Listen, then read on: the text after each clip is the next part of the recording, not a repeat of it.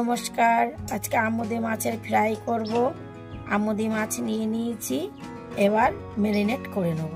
লেবু দিয়ে দেবো, আদা রসুন বাটাটা দিয়ে দেবো, গোলমরিচের গুঁড়োটা দিয়ে দেবো, ধনের গুঁড়োটা দিয়ে দেবো। এবার ম্যারিনেট করে নেব। আমুদি মাছটা ম্যারিনেট করে রেখে দেবো 10 মিনিট। এবার ব্যাটারটা বানিয়ে নেব। 1 হাতা বেসন নিয়েছি, 1 হাতা কর্নফ্লাওয়ার দিলাম, অল্প একটু কালো জিরে, অল্প একটু হলুদ, স্বাদ মতো লবণ, অল্প একটু খাবার সোডা, একটা ডিম দিয়ে দেব। এটা জল দিয়ে মাখিয়ে নেব। আবার একটু জল দিয়ে দেব।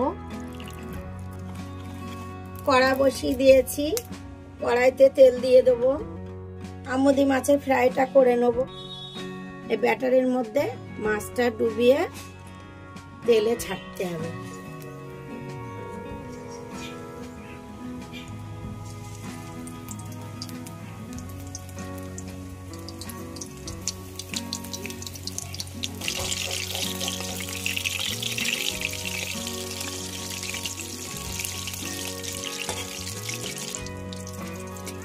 দু সাইডে ভাজা হয়ে গিয়েছে লাল লাল করে, এবার তুলে নেব।